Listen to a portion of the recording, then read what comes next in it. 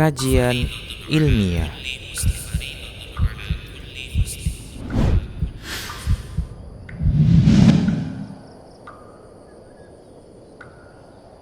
Alhamdulillah wassalatu wassalamu ala Rasulillah wa ala alihi wa sahbihi wa barik wa sallim wa man tabi'ahum bi ihsan ila yaumil wa ba'. Fa inna khairal hadis kitabullah wa khairal huda hadi Muhammadin sallallahu alaihi wasallam wa sharral umur muhdatsatuha fa inna kulla muhdatsatin bid'ah wa kulla bid'atin dhalalah wa kulla dhalalatin finnar. Ikhwati fid din, aizani azikumullah. Alhamdulillah kita dipertemukan Allah kembali pada malam ini. Saya rasa sudah tak sampai setahun ya. Setahun lah ya. Kalau tak salah dulu bicara tentang risalah cinta yang merindu. Ya, itu khusus untuk orang yang sudah berkeluarga.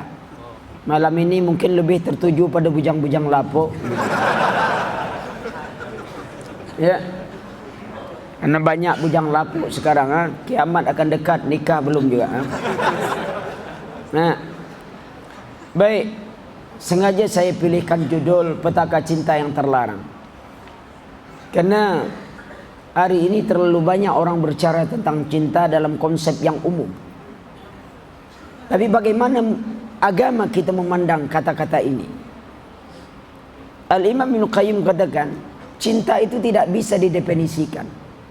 Ketika cinta didefinisikan, justru dia membuat kabur makna cinta.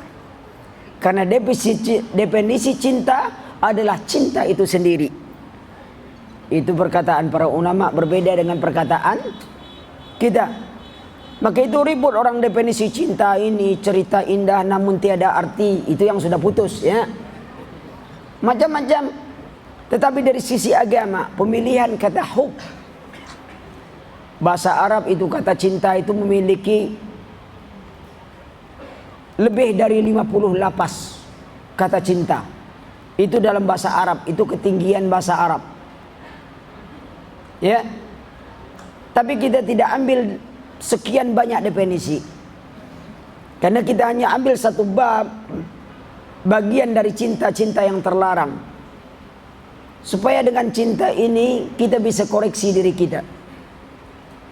Karena sesungguhnya ikhwan, berkata Imam Hasan al-Basri, persoalan cinta dengan yang dicintai bukan persoalan bagaimana Anda membuktikan cinta,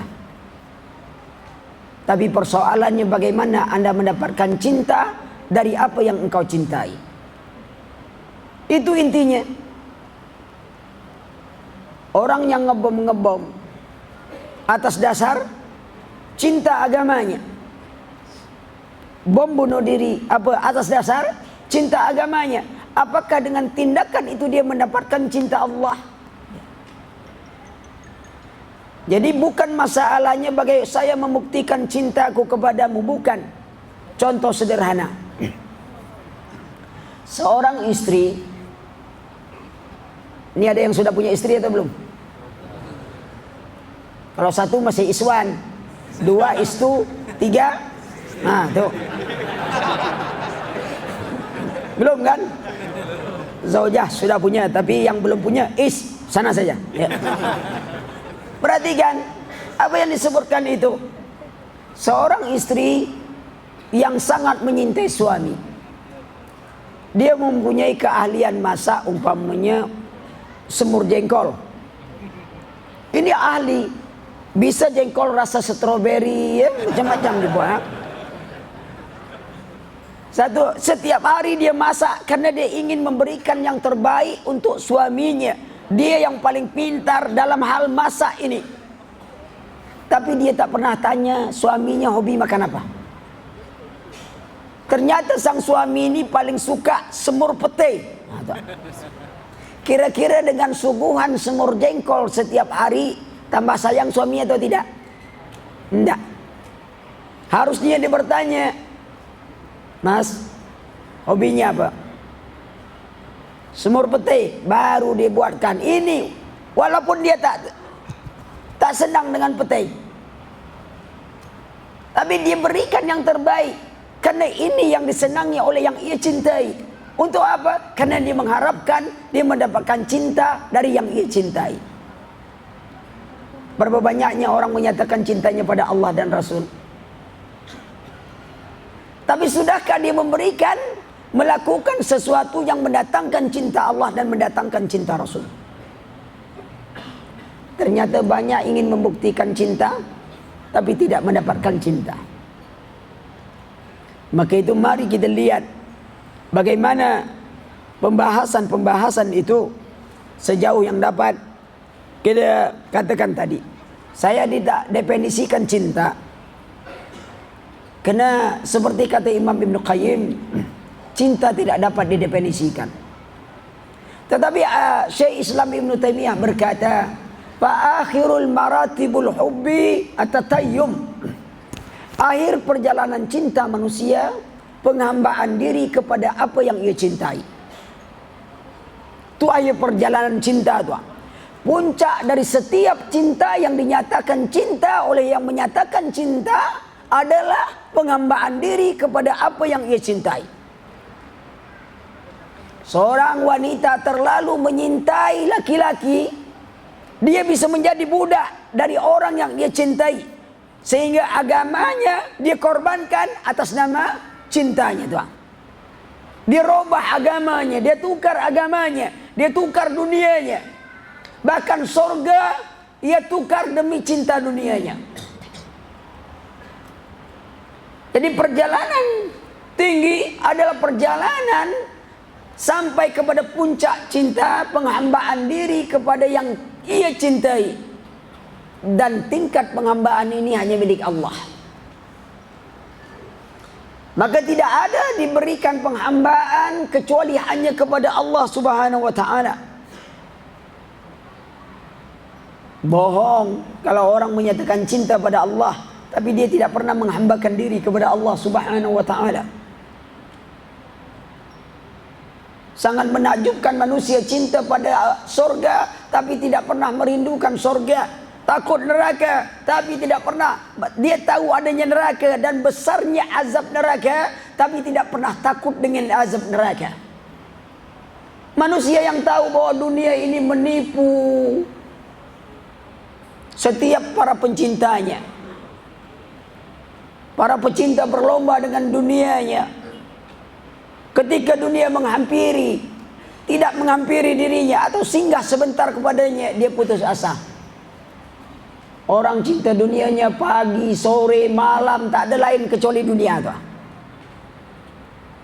Bangun pagi, mikir dagang.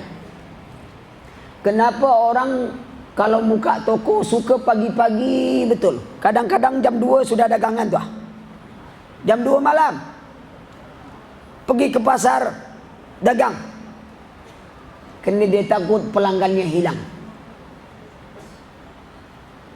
Ada yang berdagang tidak kenal waktu, sampai mimpi pun tidur berdagang juga masih itu. Pagi, sore, siang, malam. Begitulah dunia menggoda setiap orang. Maka itu perhatikan perjalanan ini. Nanti kalau kita bicara ini cinta, apa yang di atas cinta? Di atas cinta itu disebut qurratul ain. Maka itu di dalam surah Al-Furqan ayat 73 atau 74. Saya ngapal nomor itu agak susah. Apalagi ngapal pojok kiri, pojok kanan itu agak susah saya. Maklum otak saya ni agak payah nak nangkap-nangkap. Nah? Jadi mungkin ada yang pandai nyebut pojok kiri, kanan, itu mungkin kuat. Otak beliau mungkin agak kuat. Mungkin kalah Imam Bukhari kan ngajinya tak pakai itu juga. Syekh bin Bas pun tak nyebut macam itu juga kan. Ya, ya mungkin dia lebih dari ini kan. Kalau saya susah. Jadi surah Al-Furqan kalau tak salah. Ini kalau tak salah lagi tuh. Itu menunjukkan saya tak tahu gitu. Tapi kalau tak salah betul kan. Ayat 73. Saya tak tahu pokok di tengah Quran lah. Kan baris tuh. Dalam salah satu baris dalam Al-Quran. Mantap jawabannya. Dalam salah satu baris dalam Al-Quran. Surah Al-Furqan. Surah keberapa saya tak tahu juga. Banyak betul tak tahu Ustaz malam ni. Tapi apa kata Allah?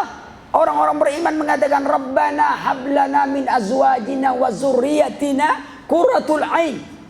Ya Rabb kami anugerahkan kepada kami istri-istri. Istri-istri itu. Dan anak-anak qurratul ain, penyejuk hati itu, penyejuk pandangan. Kenapa? Orang yang kita cintai belum tentu menenangkan hati kita. Ada orang tua nengok anaknya asal balik sekolah terlambat terus. Kenapa balik sekolah lambat? Pak, sekolah saya jauh Pak.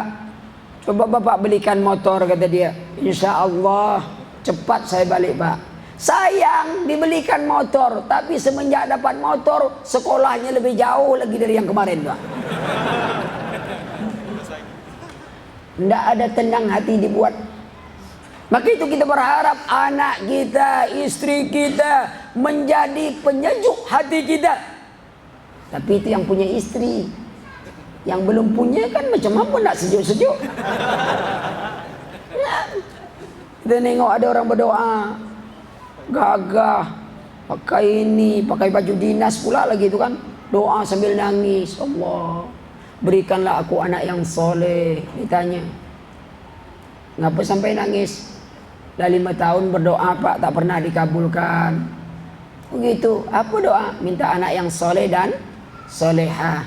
Sudah punya istri? Belum Pak. Apa pasal kau berdoa? Minta istri dululah, baru minta anak. Istri pun betul-betul doa. Jangan berdoa, ya Allah berikanlah aku istri soleh. Marah lagi kawan. Ngapa istri soleh yang kau minta? Istri yang solehah, jangan istri soleh. Salah doa tak dikabulkan lagi tahu. Ya, hati-hati. Saya nyebut-nyebut saya nengok wajah-wajah bujang lapuk banyak masalah. Darilah berapa tahun saya balik lagi itu. Kata orang Melayu, bila orang makan ayam kita, tiap hari kita aja makan ayam orang. Apa? Pergi walimah makan ayam orang aja. Bila pula orang walimah? Hah? Ya. Moga-moga besok ada pengumuman nikah masal. Amin. Ya. Baik, ini secara umum. Ya. Dari definisi cinta itu sendiri karena kita tidak definisikan itu. Kemudian kita perhatikan lagi. Saya tidak bahas yang lebih jauh, kita langsung masuk kepada pokok pembahasan. Petaka cinta yang terlarang itu apa saja? Apa bentuk dan jenis cinta yang mendatangkan petaka dalam hidup kita? Pertama, secara umum dulu, bercinta dalam dosa. Yang kedua, zina mut'ah. Bukan kawin mut'ah. Zina mut'ah, biar jelas. Yang ketiga, cinta dunia, hubbud dunia. Yang keempat, cinta kekuasaan. Yang kelima, cinta ketenaran. Yang keenam, salah dalam mengidolakan cinta. Karena cinta, kata dia salah mengambil idola hidupnya. Mari kita bahas satu persatu permasalahan ini. Ya, yang pertama, bercinta dalam dosa. Apa itu? Pacaran. Pacaran adalah kata indah untuk menghalalkan cinta terlarang. Pacaran adalah kata indah untuk menghalalkan cinta yang terlarang. Bagaimana dia tidak terlarang? Ketika kita berduaan dengan orang yang kita cintai waktu itu, cinta kita penuh kedustaan. Orang kalau lagi pacaran, itu pacaran. Tingkat kedua dari pacaran apa? Ta'aruf. Beda tak? Apa bedaan pacaran dengan ta'aruf? Belum tahu, berarti belum pengalaman. Ya. Kalau dulu kan jelas pacaran, udah Ustaz, kami kini kan tak pacaran lagi, udah hijrah. Itu dia tuh. Jadi kalau semenjak istri lah, apa namanya? Tak pacaran, ta'aruf Ustaz. Gitu. Apa bedanya? Kalau pacaran naik motor, megangnya macam perangko, nempel. Tapi kalau hari hujan lepas. Tapi kalau ta'aruf macam ransel. Apa makin hujan makin kuat ikatan. Apalagi ransel kini pakai tutup belakang kan? Tutup belakang sehingga tak tahu ada orang di belakang. Itu ta'aruf. Jadi kalau ada acara malam minggu, itu lagi pawai ta'aruf. Ngapa orang ramai-ramai itu anak gadis pasal? Ustaz pacaran? Oh enggak Ustaz. Oh lagi pawai ta'aruf. Banyak yang pawai ta'aruf. Kalau dia sudah nikah, tengok cara pegangnya. Kalau anaknya belum punya anak, masih pegang bulat. Kalau lah satu anak, sebelah pinggang yang jadi pegang. Satu anak tu, sebab satu megang anak lain. Kalau dua anak, megang baju suami. Kalau tiga, celana. Kalau empat, tak pegangan. Suami tak tahu di mana istrinya jatuh.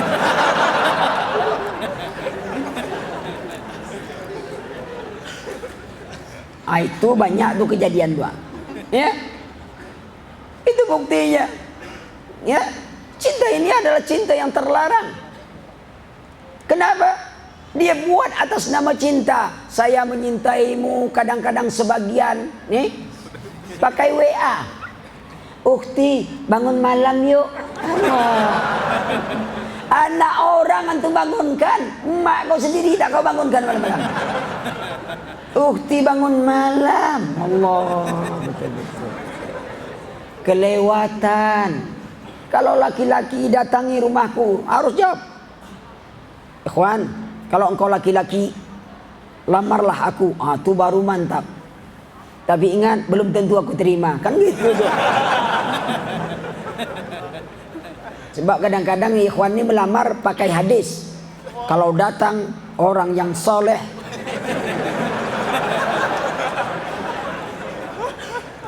harus terima. Harus terima. Siapanya? Rasul memang suruh terima, tapi kan harus kriteria untuk diterima oleh dia. Dia harus lihat akhlaknya, agamanya, itu dilihat. Laki-laki juga pilih, kalau mau pilih, pilih. Jangan terlalu banyak pilih, satu aja pilihan. Kita ini terlalu banyak pilih, makanya tak dapat. Sekali nak nikah, pilih banyak-banyak, mana bisa? Satu, pilih. Yang pertama agamanya, keturunan baik-baik. Cantik tak apa-apa. Kalau ada mobil tak masalah. Harus berani.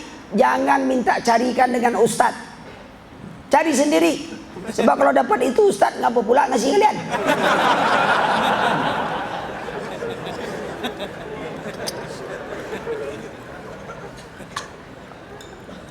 Kebanyakan begitu. Ustaz tolong carikan dia. Ustaz semangatlah mencarikan, tapi kalau dia nengok, mantap juga nih. Awak pening mencari-cari untuk orang. Wallah, kawan, berani. Jangan sibuk nazar. Asal ada orang nazar, sampai 10 orang kampung tua dinazar semua anak orang. Allah. Kadanglah pergi makan pula di situ tu lah, banyak ayam tu habis balik tak jadi. Allah. Nazar tu kalau betul hampir 90% antum akan menjadikan dia istri antum. Nazar dia dulu. Ini dah baru ditawarkan langsung nazar. Mana bab nazar seperti itu? Yakin antum akan nikah lagi, baru antum nazar. Jangan tengok foto-foto, akhirnya dikirim orang foto cantik, masih usia 17 tahun. Begitu ditengok 71 tahun. Rupanya foto yang dia kirim tu foto tahun 45. Nah, Jadi petaka cinta pertama yang terlarang itu adalah pacaran. Solusi, saya tidak bicara tentang pacaran. Ada kata Rasulullah sallallahu alaihi wasallam, lam nura li mahabbataini mislun nikah. Tidak ada masa bercinta yang paling indah kecuali orang berkasih sayang setelah mereka menikah. Sebab apa? Sentuhannya adalah pahala di sisi Allah. Senyumannya adalah pahala, kebersamaannya adalah pahala. Allah berikan nikmat kepada mereka ketika berkumpul juga pahala di sisi Allah. Semuanya pahala di sisi Allah. Lalu kenapa antum tidak mau mendapatkan sebuah kenikmatan yang dihadiahkan dengan pahala oleh Allah? Kalau pacaran, langkah kakimu menuju rumahnya adalah langkah menuju maksiat. Ketika engkau berduaan dengannya atas nama cintamu, walaupun engkau makan kelapa satu berdua, pipet pun dibelah dua. Saking cintanya tadi itu, dibelah dua pipet tuh. Dek, adik sebelah ya, abang sebelah. Bang, kenapa kalau penyembahan satu itu menunjukkan hati kita sedang bersatu? Padahal duit dah ada sebenarnya.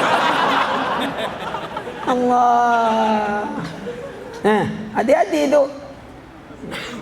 Coba perhatikan, maka itu coba kalau berduaan setelah menikah. Orang belum nikah semuanya indah, tapi jak kaki, dek, kaki abang masih pakai dek ya. Itu belum nikah. Coba kalau nikah, anak 10, tapi jak kaki. Mana nampak kau? Mata kau lekat mana? Kaki macam ini masih dipijak-pijak. Allah. Maka pernikahan itu sebuah keindahan, anugerah dari Allah. Sebab apa lagi antum tunggu-tunggu?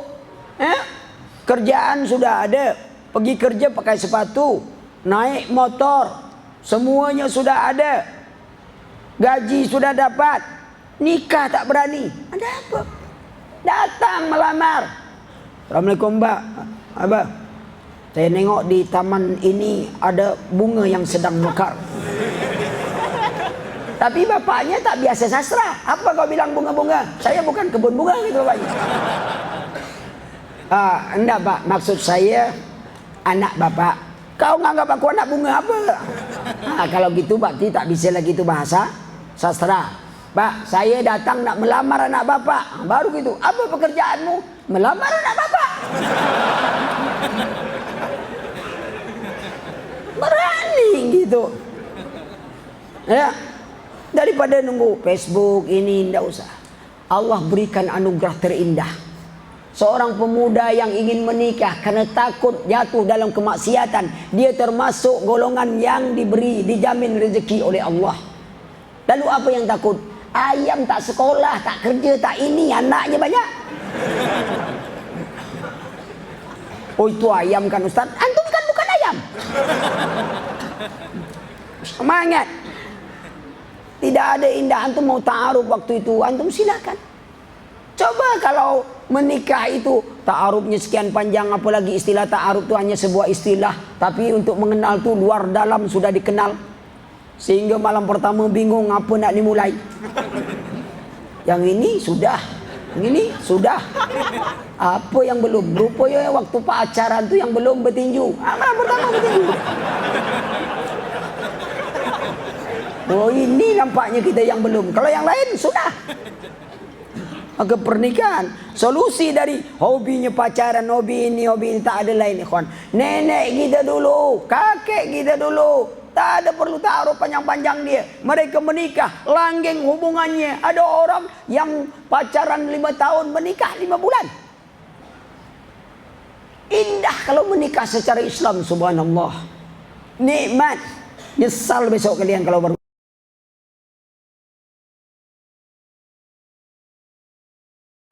Bismillah wassalatu wassalamu ala rasulillah wa ala alihi wa sahbihi wa barik wa sallim wa man tabi'ahum bi ihsan ila yaumil wa ba'd.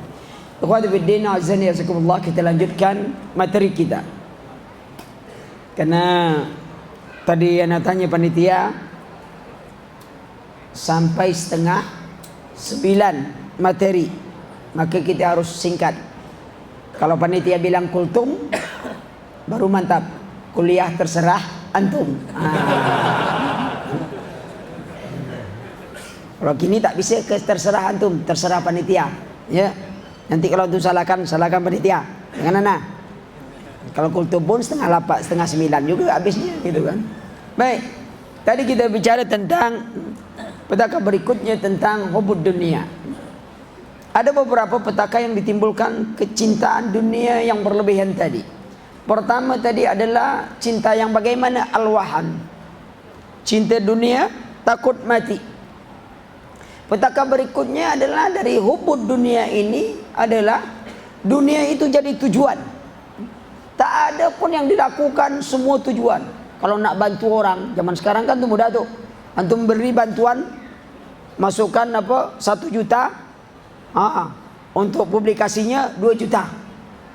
Infaknya cuma 1 juta, publikasinya 2 juta. Foto sana, foto sini, semua sini.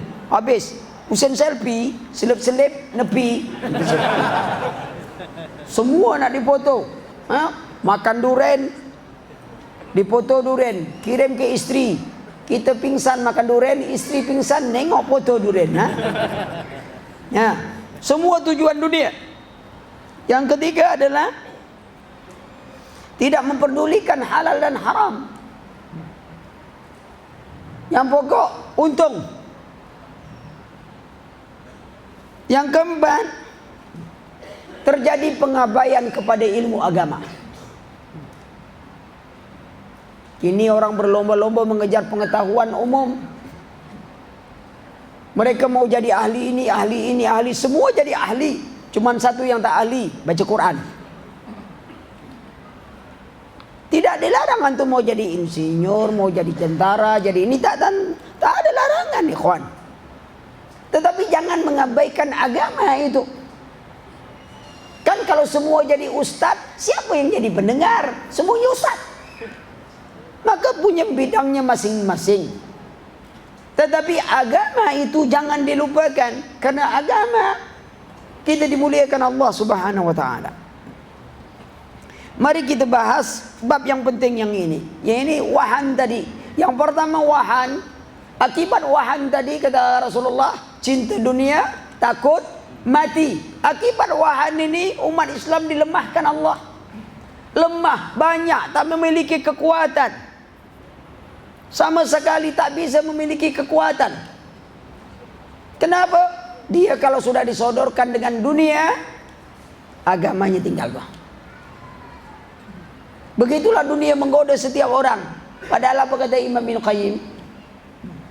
Apapun yang kita usahakan di dunia ini, ikhwan, pada hakikatnya hanya satu tujuan. Apa itu? Memberikan ketenangan kepada hati kita, kepada batin kita. Ketika ada orang menganggap kalau dia jadi orang terkenal, dikenal orang di mana-mana, Allah, dia menjadi orang yang paling bahagia di dunia ini. Ternyata setelah dia jadi orang terkenal, hidupnya susah. Nak berjalan susah, ya. Begitu ke bandara, semua orang nyalami dia terus. Akhirnya tertinggal pesawat. Susah aja dia orang terkenal. Nak makan salah tusuk gigi, masuk TV. Ya kalau bisa keluar. Kalau masuk TV tak bisa keluar. Payah, susah. Imam Ahmad katakan, aku ini jadi susah karena dikenal orang. Kita tidak, kita ingin dikenal orang. Saya hebat, saya terkenal, saya ini. Imam Sufyan Tsauri gelarnya Amirul Mukminin fil hadis. Apalanya 300.000 sampai 1 juta hadis. Orang tahu namanya tapi tak kenal dengan orangnya. Kalau kita ingin jadi orang terkenal, semuanya kalau tak dikenal orang marah. Ada orang menganggap kalau dia dapat harta yang banyak, dia bahagia. Setelah dia dapat harta, ternyata dia makin susah. Ngitung harta tiap hari, ngitung duit, hilang duit ini semua. Bingung dia. Kena cari dunianya, dunia untuk dunia dan kepada dunia. Lupa kepada Allah Subhanahu wa ta'ala. Dapat harta, dia merasa harta itu memuliakan dia. Allah tak muliakan kita dengan harta, ya ikhwan. Kalau Allah muliakan dengan harta, Qarun lah lebih mulia daripada para anbiya wal mursalin. Saking kayanya Qarun, antum jumpa botol di tanah lapang gitu tuh. Apa kita sebut? Harta Qarun. Bila pula Qarun pakai botol itu? Tapi dia kenal Bangga kita banyak duit. Alah, beruang banyak duitnya dari kita lagi. Namanya aja beruang. Walaupun tak ada kartu ATM, namun dia tetap beruang. Antum bayangkan kalau beruang kerjasama dengan beli bis, buka travel, berapa banyak bisnya? Tiap hari beli bis. Jadi apa nak tu banggakan lagi di hadapan? Lalu bosnya apa? Luak. Allah. Luak. Jangankan duitnya, kotoran aja dibeli orang tuh. Awak nelan kopi, luak nelan kopi, sama keluar kopi. Kopi mana dibeli orang? Kopi awak, kopi luak.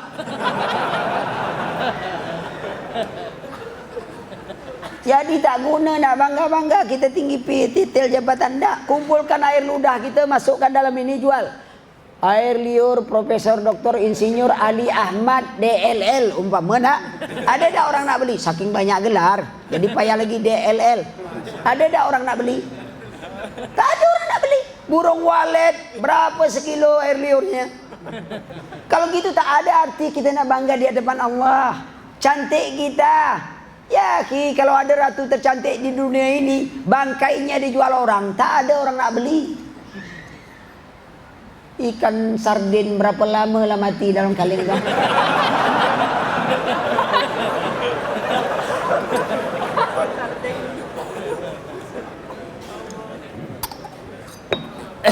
Dibeli atau tidak? Dibeli kan? Kalau gitu apa guna? Maka Hasan bin Ali bin Abi Thalib berkata, aku sangat heran dengan orang berani menyombongkan diri. Apa mereka tidak sadar dulu mereka hanya berasal dari setetes air mani? Kalaupun mereka mati, mereka menjadi bangkai yang hina. Lalu apa yang tidak dibanggakan dalam hidup dia? Tak ada yang bisa membanggakan kita kecuali ilmu iman. Allah tak memuliakan umat Islam ini dengan dunia, ikhwan. Tidak, Allah memuliakan umat Islam dengan Islam. Dulu bangsa Arab, dua imperium besar, Romawi dan Persia. Bangsa Arab tidak diperhitungkan dalam sejarah peradaban dunia. Begitu mereka mengenai Islam, masuk secara kafah dalam Islam, mereka menguasai dunia. 800 tahun peradaban dunia Islam, dunia ini dikuasai oleh kaum muslimin. Tapi ketika kaum muslimin mulai mencampakkan ilmu agamanya, Allah pindahkan peradaban itu. Artinya non muslim itu bukan kuat, dia bukan besar. Ibaratkan baju itu tetap ukurannya S. Tapi karena kita kurus, kita rasakan baju itu besar. Membesar baju ini, padahal kita yang mengurus. Begitulah umat. Kita harus bangga dengan Islam. Ketika Umar bin Khattab menjemput kunci Damaskus, giliran dengan pembantunya sampai mau masuk Damaskus, giliran sang khalifah memegang kendali. Nuntun kuda, pembantunya di atas. Dilihat oleh panglima perang Abdullah bin Jarrah. Wahai Amir Mukminin, bagaimana engkau kalau dilihat oleh pembesar-pembesar Roma? Apa jawab Umar? Ada apa aku dengannya? Nahnu qaumun azzanallahu bil Islam wa may yabtaghi izzata bighairil Islam azzalallah. Kita kaum dimuliakan oleh Islam. Siapa yang mencari kemuliaan bukan dengan Islam, Allah hinakan mereka. Kenyataan hari ini kita dihinakan Allah.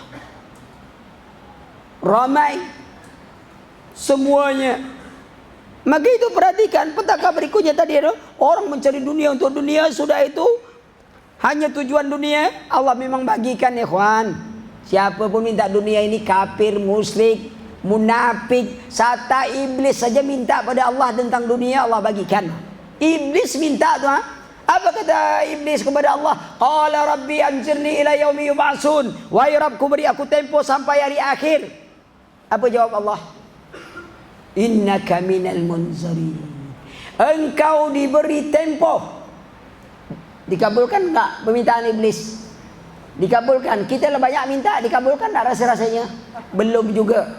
Sayang enggak Allah sama iblis? Kalau sayang jadi iblis awak semua depan. Enggak. Allah memberikan kena rahmat. Allah Maha Pemberi. Siapa pun minta dunia kepada Allah, Allah berikan. Antum tak solat ya? Antum berdagang dari pagi, sore, malam betul-betul usaha. Antum mau menipu, mau ini pun nanti antum jadi orang kaya. Kadang-kadang kita solat, dagangan tak laris-laris, ya kan? Dia, ngapa tak solat? Sama aja pak, kata dia. Saya solat tak solat, dagangan saya tak ada juga orang beli, kata dia. Terus kemarin saya solat tak ada orang beli pak. Ya antum lagi solat macam mana pula orang nak beli? Dihubung-hubungkan solat tu dengan ini. Kadang-kadang ini kita suka mencari dunia dengan amalan akhirat. Ingat, siapa yang mencari dunia dengan amalan akhirat, besok Allah hinakan dia. Tapi siapa yang mencari dunia merupakan akhirat, susah hidupnya. Umpamanya antum nak pergi pengajian, nak pergi pengajian. Ini jarak 6 kilonya. Lalu kata kawan, naik motor. Ndaklah, jalan kaki aja. Ngapa? Terasa berjuang di jalan Allah. Susah aja dia. Antumlah sampai, oranglah balik semua. Manfaatkan dunia. Karena itu jangan bangga, ini orang kaya, ini tidak perlu ikhwan, itu sudah janji Allah. Apapun kita usahakan, yang penting kita usaha. Jangan ngitung, kata orang, antum usaha ini ada untung atau tidak? Jawab, kalau saya nentukan untung tak perlu saya usaha. Tinggal sebut untung. Orang si untung aja berdagang rugi. Perhatikan itu. Usaha. Jangan dagang tidak. Kawanlah balik berdagang, kita baru ngitung. Dagang tidak. Usaha. Apapun hasil, serahkan kepada Allah. Sehingga kita menjadi orang yang optimis dalam hidup ini. Ada usaha, usahakan yang terbaik. Soal hasil dan tidak itu urusan Allah. Antum lihat anak gadis antum tertarik, lamar. Itu usaha. Ya? Kalau nak nunggu Ustaz belum datang jodoh. Antum siapa jodoh nak datang? Kalau nak milih Ustaz carikan yang cantik. Memangnya antum Nabi Yusuf apa? Sederhana aja hidup. Ada usaha. Dunia, kata Allah, man kana yuridu hayata dunya wa zinatan wa fi ilayhi ma'malun fi wa fi alayhi bakhasun. Barang siapa menginginkan kehidupan dunia dengan perhiasan yang ada di dalamnya, harta, pangkat, jabatan, kedudukan, wa fi ilayhi ma'malun fi wa fi alayhi bakhasun. Kami berikan kepada mereka sesuai dengan usaha mereka di dunia dan mereka tidak kami rugikan, kata Allah. Itu dalam surah Hud ayat 15. Ayat 16-nya Allah Subhanahu wa taala katakan, ulaika allazina yasalun fil akhirati ila nar. Orang yang cari dunianya untuk dunianya, tidak ada akhirat kecuali neraka. Tinggal pilih apa ndak. Dunia dibagi Allah, tapi besok neraka sisa ada Pak. Kalau gitu bagaimana dunia?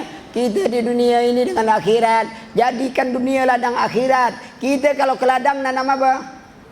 Nanam padi. Kalau nanam padi rumput dapat. Coba nanam rumput, takkan dapat padi. Kita di dunia jadikan dunia bekal akhirat. Dunia dapat, akhirat dapat Pak. Tapi dunia untuk dunia, akhirat tak dapat. Itu Allah katakan, kami bagi bagian dunia, di akhirat tak ada bagian kecuali neraka. Tinggal kita. Jadi tak ada larangan mau jadi orang kaya, tapi kaya apa? Kan gitu. Jadi orang kaya apa? Kan gitu. Kaya beruang. Kan ada tuh orang kaya beruang. Mau kaya apa tuh? Maka itu perhatikan, semangat tetap. Ya. Kemudian tidak peduli halal dan haram. Ini lihat penyakit semua orang, tidak peduli. Yang penting untung. Maka sering saya katakan dalam mapka dunia ini, apa yang kita katakan begini. Kalau Anda seorang pegawai, katakan, saya memang pegawai tapi ingat, saya muslim. Anda pedagang, katakan, saya memang pedagang tapi ingat, saya muslim. Jangan dibalik. Kalau dibalik, tak baik akibatnya. Antum pas mau pergi sholat, kata toke, mau kemana? Sholat toke. Kamu pergi sholat ya? Jangan.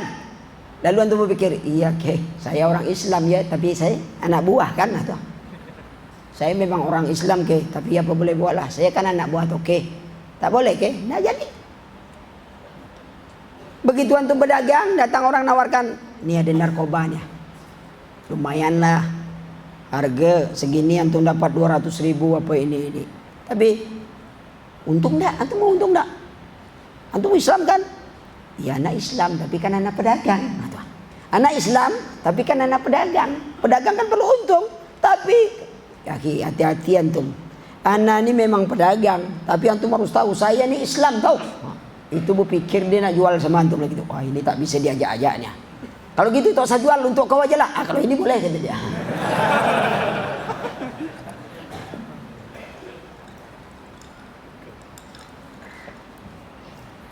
Berikut petakannya lagi dari hubud dunia tadi apa? Meninggalkan ilmu agama. Ya. Meninggalkan ilmu agama. Allah katakan ya'lamu zahiral hayatid dunya wa hum 'anil akhirati hum ghafilun. Mereka mengetahui zahir kehidupan dunia, tapi mereka lalai tentang kehidupan akhirat. Berapa banyaknya orang ahli sains, ahli pikir, belum tentu dia berakal. Jangan samakan berpikir dengan berakal nih. Harus dibedakan.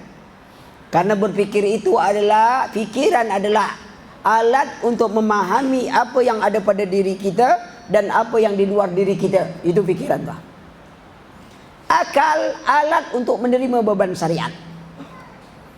Jadi bukan untuk mengotak-ngatik syariat.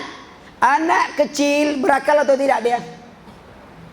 Anak kecil berakal atau tidak? Anak kecil berakal, ikhwan. Tapi kenapa kalau dia berakal, dia melanggar syariat, dia tidak berdosa? Karena alat menerima bebannya belum berfungsi. Sudah balik, baru alat itu berfungsi, baru dia kena beban dosa. Orang gila berakal atau tidak? Berakal, tapi ketika dia melanggar syariat, dia tidak berdosa. Kenapa? Karena alat menerima beban syariatnya rusak. Antum nak melanggar syariat tapi tak berdosa, antum pilih aja antara dua nih, aman tuh. Tapi kalau yang kedua mantap, pilihan keren kan, gila. Orang gila berpikir tak? Apa bukti dia berpikir? Kalau dia minta rokok, antum kasih pulpen, siapa dibilangnya gila? Bang, rokok kata dia kan. Antum kasih pulpen, langsung gila, aku minta rokok kata dia. Itu dia. Jadi rokok itu menguatkan ingatan. Jadi kalau lambat ingatan, rokok menguatkan ingatan. Iya, buktinya orang gila lupa dirinya, lupa yang lain, tapi rokok dia tidak pernah melupakan. Kuat ingatan kan? Mantap. Anda tak nganjurkan, bukan promosi, cuman ini gambaran saja ya. Ya.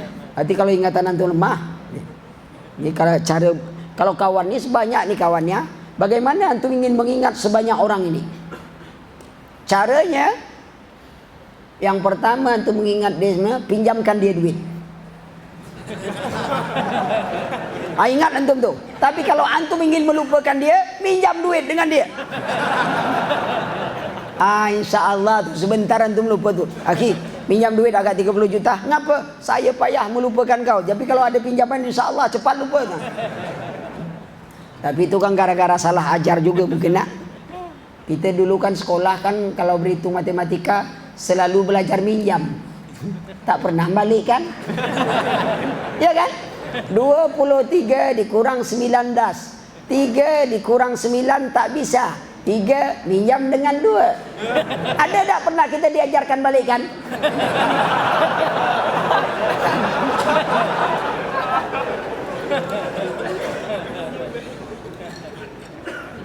Besok antum kalau ngajar robah. Apa? 23 kurang 19. 3 punya utang sama 9. Ya? Karena utang wajib dibayar. Yang 3 nak cari pinjaman tak mungkin. Tapi karena 2 ini orang kaya, dia berimpak pada 3. Nah setelah kasih 10 jadi 13. Lalu dia bayarlah hutangnya. Alhamdulillah, hutang terbayar, sisa masih ada 4. Nah, Kalau itu tuh berpikiran nak besok tuh kalau minjam mesti balikkan. Minjam. Kalau selama ini kita kan tak tuh minjam tak pernah balikkan. Akhirnya begitu kita minjam lupa balikkan. Ini pembelajaran nih ya, kan hasilnya sama. Tapi nilai pembelajarannya berbeda. Itu tanah teknik pembelajaran nama itu. Ya. Kadang-kadang kita tak mandang cara-cara belajar tuh kan tak mandang. Kita nak gabung-gabungkan ayat. Ini pelajaran terpadu nih Pak. Apa yang kau padu? Iya, ada ayat matematika, ayat fisika, ayat olahraga, semuanya pakai ayat. Ayat olahraga yang mana? Maramaita isramaita walakin Allah harama. Bukan engkau melempar waktu melempar, tapi Allah lah yang melempar. Itu ayat apa? Tolak peluru Pak. Nah, itu akibatnya tuh. Buka travel, cari ayat lagi. Ini dia ayat travel. Afalam yasiru fil ardi, apakah engkau tidak berjalan di muka bumi? Ayat travel jadi itu. Oh, nak buat batu bata, cari lagi ayat. Oh, dapat lagi. Apa ayatnya? Auqil li ya Haman ala tin. Kata Firaun kepada Haman, bakarkan olehmu wahai Haman untukku tanah liat. Tanah liat dia akan jadi batu bata. Oh, ini dia ayat batu bata rupanya. Itu takwil dan dilarang di dalam Islam. Jangan belaga-laga jadi ahli tafsir. Man qala fil Quran bi ra'yi bima la ya'lam falyatabawa ma'adu minan nar. Siapa bicara tentang Al-Quran dengan akalnya atau tanpa ilmu, sediakan tempat duduk dalam api neraka. Hati-hati bicara Quran. Ya. Kemudian tadi mereka tahu zahir dunia. Maka nak katakan ini yang syabab, yang kuliah, yang ini, jangan titel itu yang diburu tapi ilmunya. Ya, dunia antum cari tapi ingat ilmu yang paling utama di sisi Allah agama. Wa kana syaraful ilmi bi asrafil ma'lum. Kemuliaan ilmu tergantung mulianya yang dikenal oleh ilmu. Ilmu yang paling mulia ilmu agama. Kenapa? Dengannya kita mengenal yang maha sempurna. Tapi kini orang kalau belajar agama, kalau rajin aja antum gini pergi ke masjid, mulai nasihat datang. Jangan dalam ngaji, nanti gila. Jadi kalau ilmu terlalu dalam, gila. Gitu, berarti orang gila tu ilmu dalam tu. Maka itu orang selain kalau yang hobi nembak nomor, gurunya siapa tu? Orang gila. Tolong tulis kata dia. Dibuatnya rumus macam-macam. PR tadi mulailah yang tukang cari nomor tu. Ini 9 apa ini? 9 begini ini. Akhirnya dia pula jadi gila. Yang lain nasihat apa lagi? Aki, ente jangan terlalu fanatik. Nanti jadi teroris. Allah ikhwan. Dalam ilmu gila, terlalu fanatik, teroris. Kita kan ni Islam biasa aja. Biasa tak solat, biasa tak ngaji. Ilmu tutut. Allah katakan mereka mengetahui kehidupan dunia tapi akan kehidupan akhirat mereka lupa. Apa yang dikatakan oleh Ibnu Mas'ud, kaifa antum, bagaimana keadaan kalian idza labisatkum fitnatun, apabila kalian ditimpa satu fitnah, yahrumu fiha al-kabir, yakni orang itu mengamalkan fitnah itu dari kecil sampai tua. Sudah tua masih juga pikun, masih diamalkan fitnah itu. Apa yang fitnah dimaksud itu adalah sesuatu yang bukan sunnah diamalkan dari kecil sampai tua sampai pikun. Akhirnya mereka menganggap bahwa yang fitnah ini dialah yang sunnah. Apabila yang bukan sunnah ini ditinggalkan orang, justru apa kata dia? Tengok orang tu tak cinta sunnah. Terjadi dah hari ini. Terjadi. Oh tak cinta sunnah tu kata dia. Dia tak cinta Nabi, tak cinta ini. Tengok keadaan. Karena sudah saking panjangnya fitnah itu berjalan. Panjang sekali. Lalu dia katakan kepada dia, ya, kapan itu terjadi ya Aba Abdurrahman? Aba Abdurrahman itu Ibnu Mas'ud. Ya. Beliau menjawab, "Idza zahabat ulama'ukum." Hal itu terjadi apabila ulama kalian itu sudah meninggal. Wa kasurat juhalaukum, yang bodoh-bodoh banyak. Baru satu baca ayat, wah, langsung berani nafsirkan. Wa wajadaka dhallan fahada. Oh, ini adalah ayat menunjukkan bahwa Nabi sesat. Ente yang sesat. Kenapa berani mengatakan itu? Sok-sok menafsirkan ayat, tak mengerti tentang bahasa Al-Quran. Baru nengok terjemahan langsung jadi ahli tafsir. Baca, tidak ada ulama menafsirkan yang seperti itu. Berani galak, dipuji di mana-mana, masuk berita viral. Kita suka-suka yang viral. Kebenaran itu yang paling penting kita. Masuk. Sudah tu dikatakan lagi, wa idza kasuran qura'ukum wa qalat fuqaha'ukum, qori kalian banyak. Ini kalau majelis tahsin Quran, subhanallah, ramai sini. Begitu sudah taklim, sepi. Karena tanda akhir zaman tu orang berlomba-lomba belajar Quran, belajar baca Quran, tapi malang nasibnya tidak pernah tahsinul iman. Sehingga apa yang jatuh dalam jiwanya, ingat apa kata Imam Pudel, orang belajar itu 3 tingkatan. Tingkatan pertama, sombong. Kalau baru belajar tahsin Quran, tak ada lagi di Medan ni yang paling hebat baca Quran kecuali dia. Kalau ada imam baca Quran, kayaknya solat khusyuk, rupa nak meneliti betul tak makhrajnya ni. Sudah betul bacaan imam tu, kawan tadi bilang, macam apa bacaan imam tadi? Bagus kata dia, cuma agak kurang sikit. Apa? Makhraj hurufnya kurang tepat. Apa?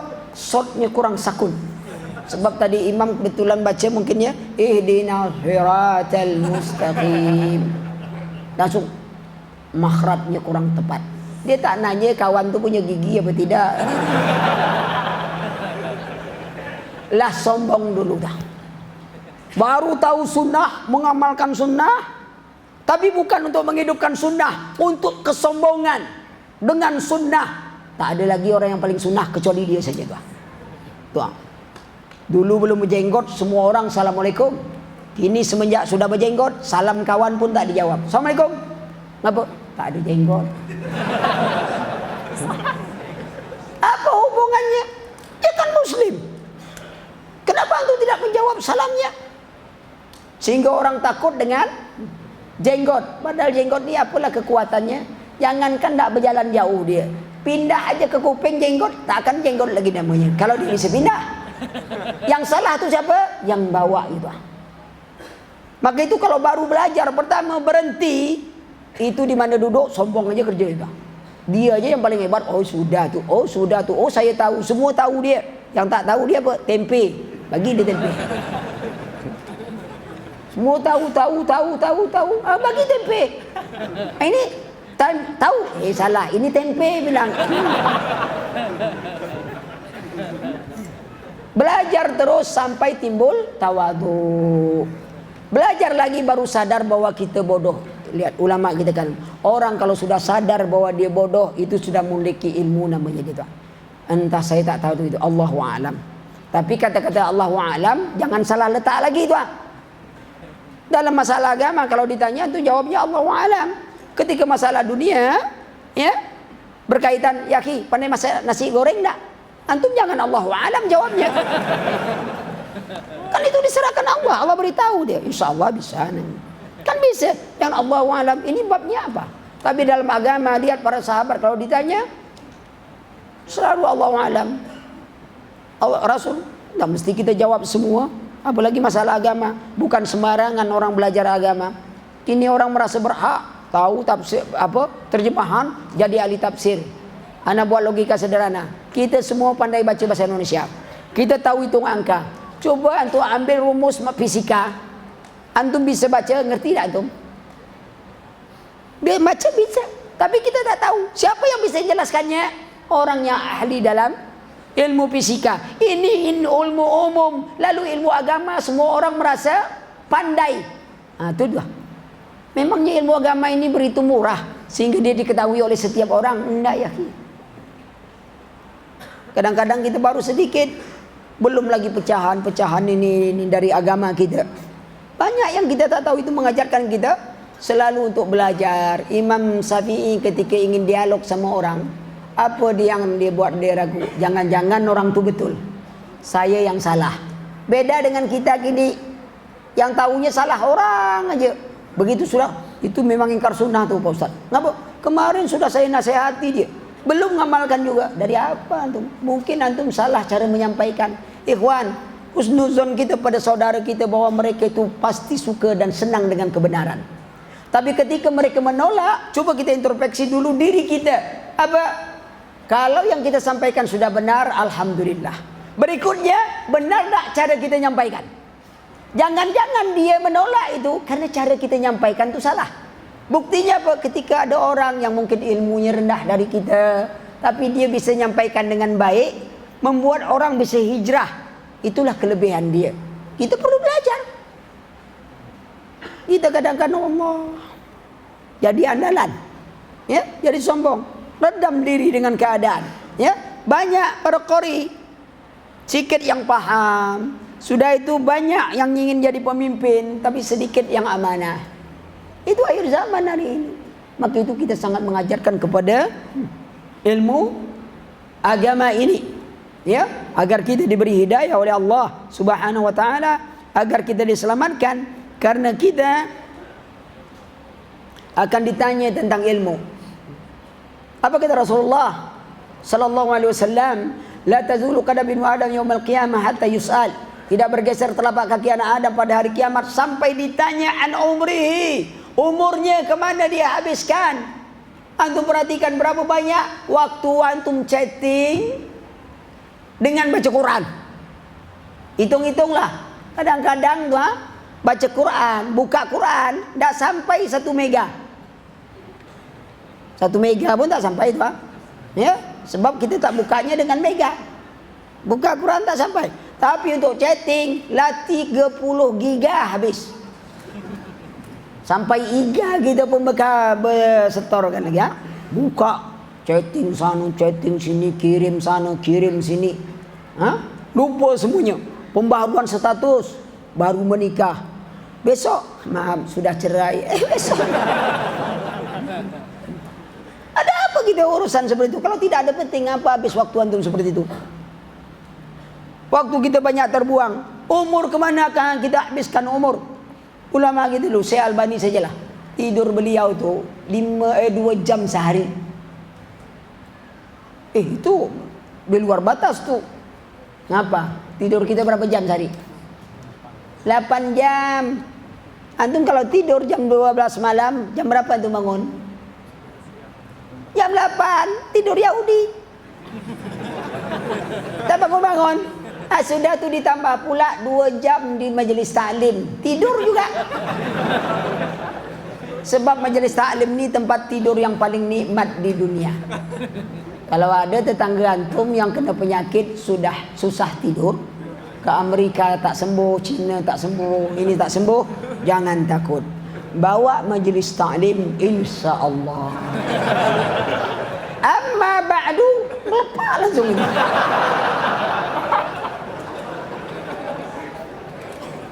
Itu dia.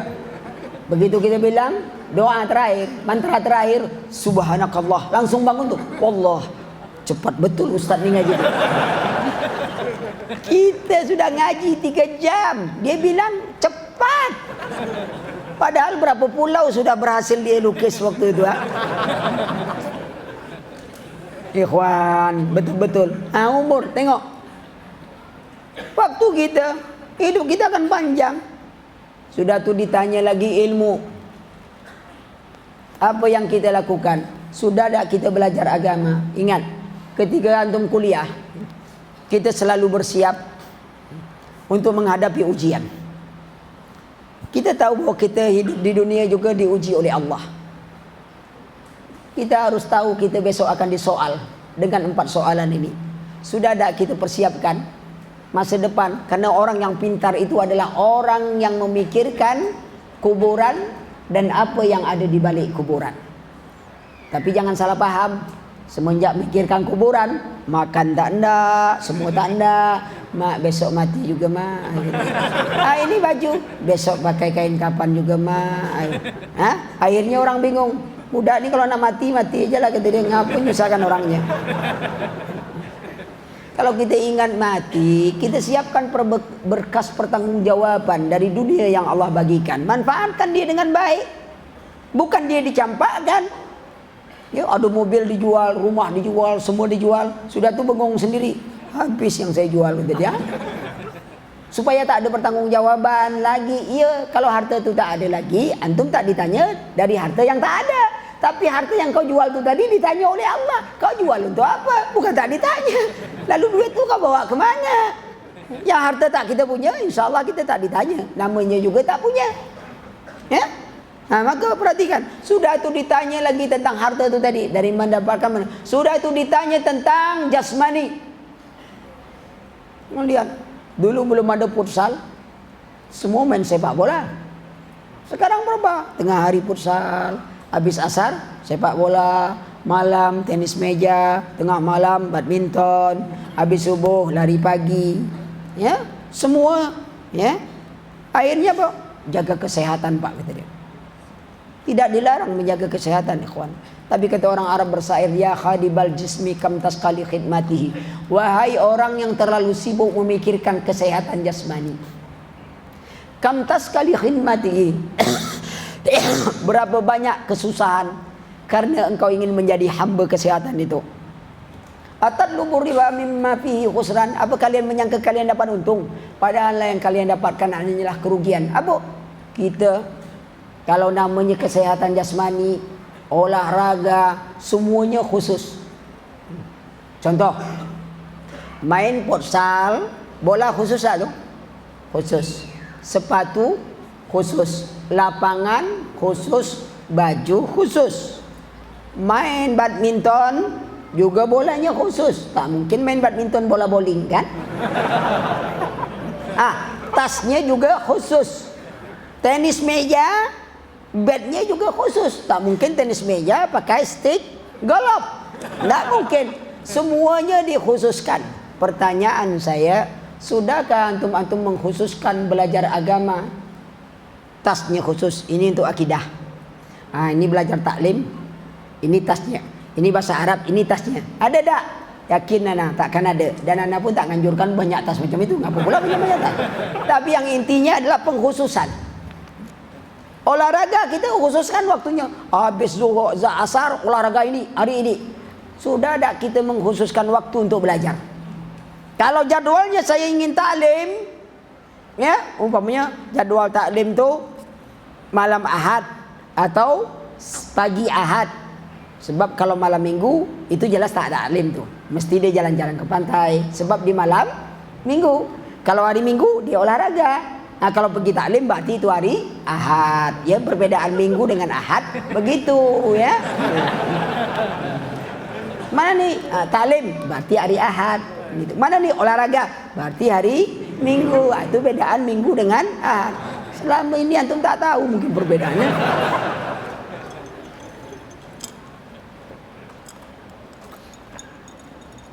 Ustaz tanya jawab. Mana pertanyaan, mana jawaban? Oh iya, sudah lewat. Saya rasa itu dulu. Semoga lain waktu. Ini sebenarnya pembajakan. Ana mau pulang dari Takengon. Disuruh singgah sini. Pesawat tak boleh melewati kalau tak singgah sini. Akhirnya terpaksa singgah. Itu pun tak jadi naik pesawat, ikhwan. Terpaksa kemarin dari Takengon jam 1 malam ke sini. Sebab kalau pesawat Takengon berangkatnya jam 4, ya. Ya kalau berangkat jam 4, kalau tak berangkat kan payah tuh. Daripada itu batal, langsung naik tak jalan kaki, ya. Duduk aja saya sampai sini, bayangkan itu hebat. Duduk aja saya tuh. Manusia transformer, sekali duduk langsung sampai ke sini. Tapi berapa lama baru sampai kan? Ini tanya jawab. Bertanyalah. Ya. Hai, bertanya 1 jam. Kalau Ustaz sanggup 2 jam lah kalau gitu. Dia bertanya Ustaz, digertaknya pula awak tu.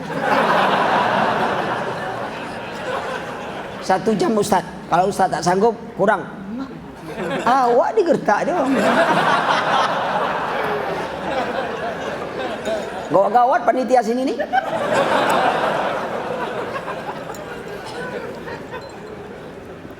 Tulisan besar-besar ya. Saya tulisan kecil tak nampak, duit kecil nampak.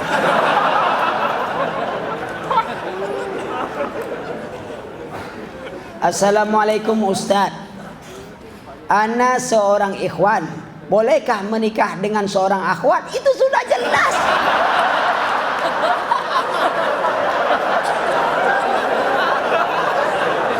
Ya, enggak, ana belum habis.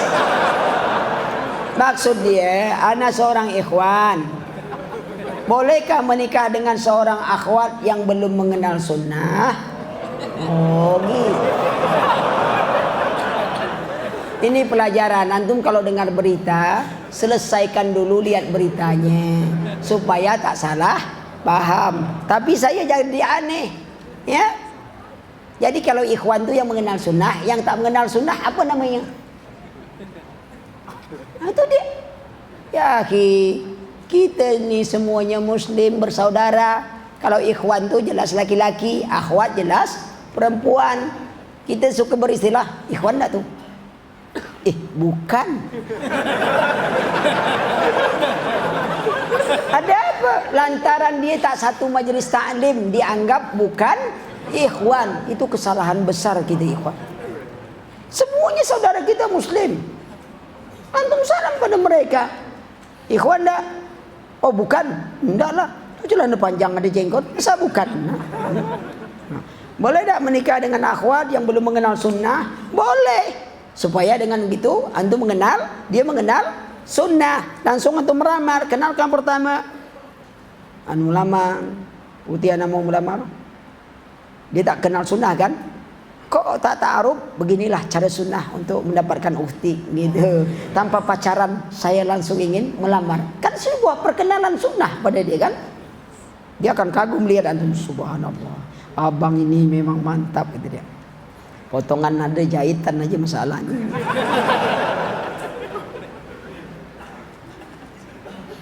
Ya boleh ya. Akan tetapi setelah nikah akan mengajarkan sunnah kepadanya. Bagaimana solusinya Ustadz? Ya nikahlah. Ya syaratnya yang jelas, agama jelas sama ini, dan dia mau dibina, ya bina. Ya.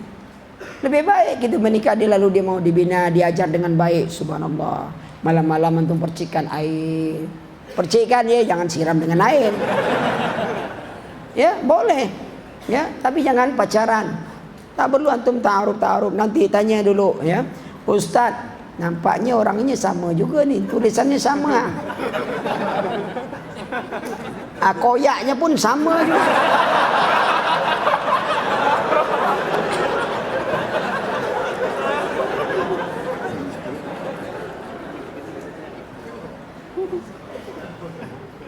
Ya, ini pertanyaan. Ustadz, saya mau bertanya. Ana lah tahu ya, kalau antum ngirim begini antum mesti mau bertanya. Tak mungkin antum Ustadz, saya mau nagih hutang. Jadi besok kalau nak bertanya langsung aja bertanya. Sebab tak guna antum tulis lagi, buang-buang masa jantung nak. Ya.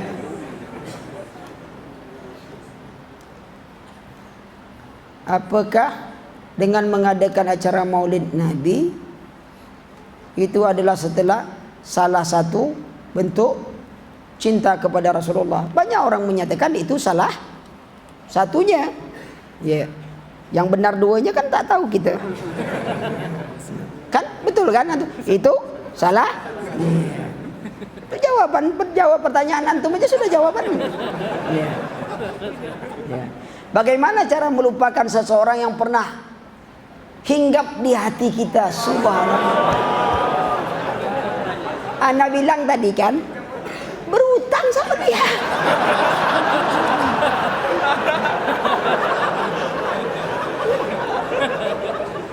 Cepat hilang tuh, yakinlah. Ya. Oh, ini masalah cinta susah. Ibarat orang-orang Arab bersair, ya. silahkan kau labuhkan cintamu pada setiap persinggahan. Namun ingatlah bahwa setiap pelayaran akan kembali pada pelabuhan pertamanya. Itu cinta. Labuhkanlah cintamu pada setiap pelabuhan. Pada ini. Tapi ingat, maka itu hati-hati dengan Facebook. Ketika antum mulai mencari teman lama, bertemulah janda lama. Bahaya. Ya. Nah, untuk melupakan seperti itu, ingat kepada Allah yang paling penting, ingat. Ya. Dia bukan jodoh kita, dia ada di hati kita. Kini hilangkan, munculkan di hati cinta kepada Allah. Ada cinta yang lebih besar dari cinta seorang kekasih pada kekasihnya.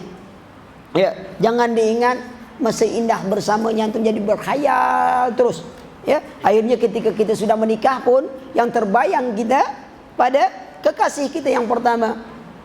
Ya, Said, kemanakah engkau pergi wahai kekasihku? Engkau telah membawa rinduku di atas bayang-bayang awan yang hilang, yang aku pun tak tahu kemana hilangnya. Ya, jangan. Ya. Banyak mengingat Allah. Nanti sering dibayangkan oleh syaitan, ya, untuk mengingat dirinya terus. Maka itu jangan suka bawa foto dia. Ini kita kenang-kenangan, bawa foto. Tengok tu. Dia bergerak mukanya gitu ni.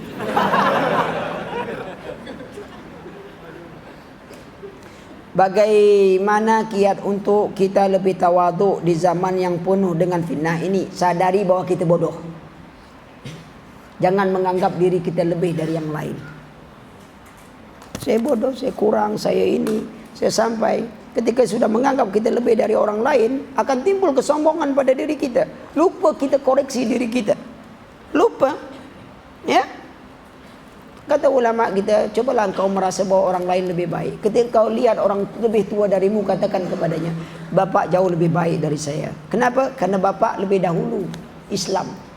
Saya kan muda, baru aja Islam. Ketika anda berjumpa dengan anak-anak yang muda, ente lebih baik dari anak. Kenapa? Karena ente baru hidup. Saya ini lebih panjang hidup, banyak maksiat yang saya lihat. Mungkin banyak yang saya lakukan. Ente baru. Sehingga dengan prinsip itu kita merasa muhasabah itu diri kita dulu. Tidak melihat orang lain. Karena di salah satu bentuk muhasabah adalah tidak sibuk dengan mencari kesalahan orang lain. Kita selalu sibuk. Ibarat kata pepatah apa? Semut di seberang lautan nampak, gajah di pelupuk mata tak nampak. Ya jelaslah, gajah di pelupuk mata kita nampak apa kita? Gajah besar letak pula di sini kita kan. Tentu tak nampak kan? Kadang-kadang pepatah orang tua itu kita betul, cuman kita suka salah paham. Ya, orang mati dilangkah kucing hidup, betul lah. Karena kucing mati tak mungkin melangkah orang mati. Kalau ada kupu-kupu masuk ke rumah, apa tanda tu?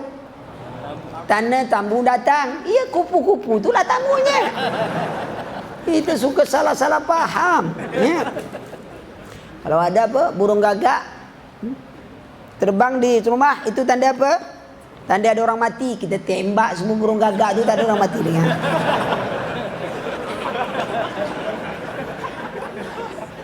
Ustaz, Assalamualaikum Ustaz. Ana ingin bertanya. Masih juga ya. Bagaimana cara mengarahkan anak-anak pada keahlian tertentu, sedang orang tuanya tidak memiliki keahlian apa-apa? Ya, selaras dengan ilmu agama, masukkan dia ke sekolahan. Anak-anak kan punya keinginan, cita-cita, tapi ingat ikhwan, agamanya tidak boleh dilupakan. Untuk jadi penghafal Quran tidak mesti semua anak, tapi penanaman akidah agama, dia mau jadi dokter, jadi tentara, jadi ini, silakan. Tetapi ilmu agamanya, akidahnya, tauhidnya, ittiba kepada sunnah, wajar diajarkan. Lalu kita nengok ada anak kita ni disuruh ngapal payah. Tapi kalau sudah ngitung duit, subhanallah, kita baru jaluk kantong ini, dia tahu tu berapa duit akan kita tarik. Baru, Pak, ini duitnya Pak. Ngapa? Bapak nak cari duit 500 kan? Dari mana kau tahu? Saya dah tahu kalau bapak payah juga itu berarti impak 500 tu Pak. Sebab dia lah hafal. Bapaknya kalau payah cari duit itu, tu berarti 500 tu untuk impak tu. Saya tahu Pak, kata dia, ni Pak duit 500 ni. Ada, oh ini jago ngitung besok. Antum aja cari yang bisa-bisa seperti itu. Ya. Banyak sekolah-sekolah. Lihat lagi umurnya. Ya, anak TK, anak apa kan belum penting itu. Antum tanyakan anak TK, memangnya anak TK itu besok langsung kerja? Enggak kan? Tak ada anak tamat TK langsung kerja. Bina dulu ini, ya. Nah, kemudian ngajar-ngajar anak tuh lihat. Jangan kita semangat, orang tua semangat, begitu nengok si A, nah tengok tuh. Umur 5 tahun setengah, hafal Quran. Kau berapa tahun?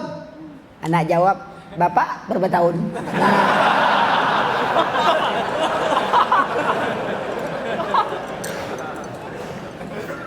Nah kan, baru tahu rasa kan? Jangan jadi anak tu anak orang lain, jadikan anak kita. Kasih motivasi, tapi dia tetap anak kita. Nah, tengok tuh. Umur 5 tahun setengah hafal Quran. Kau tahu tak berapa tahun dia hafal? 3 tahun. Kau kan anak bapak. Umur 10 tahun, karena kau belum mulai. Coba kalau kau mulai, setahun hafal Quran. Anak bapak gitu. Memangnya apa hafal Quran? Kata nak kan gitu tuh. Paling-paling gitu dia bertanya. Justru kena bapak tak hafal Quran tuh. Kau yang harus hafal. Walaupun bapakmu tak hafal Quran, ya kau besok hafal 30 juz, bapak juz 30. Kan sama-sama 30. Nah, motivasi. Ya. Pertanyaan? Akhwat. Allah, anak agak ngeri kalau nengok pertanyaan akhwat. Dari mana antum tahu? Antum di sini ini pertanyaan akhwat. Tulisan tak ada akhwat sini. Hah? Oh, ada kotak akhwat. Baru hebat pula cara antum ya. Ketika seorang laki-laki datang dengan niat ingin melamar dan belum memiliki kekuatan secara finansial.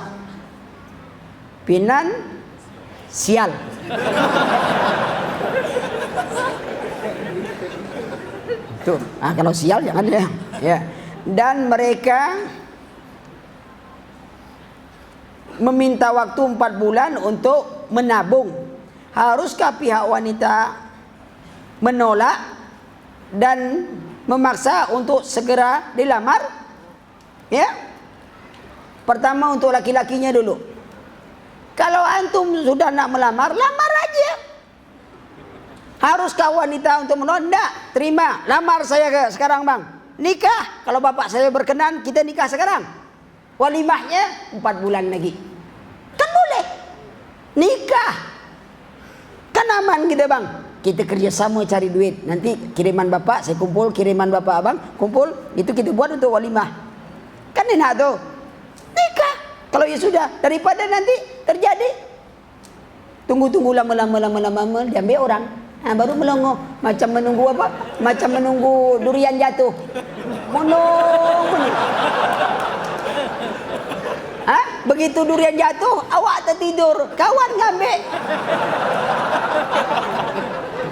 Mama. Ya.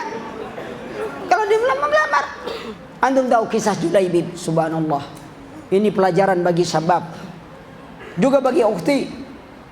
Julaibib ini hitam orangnya. Payahlah nak nyebutnya lagi.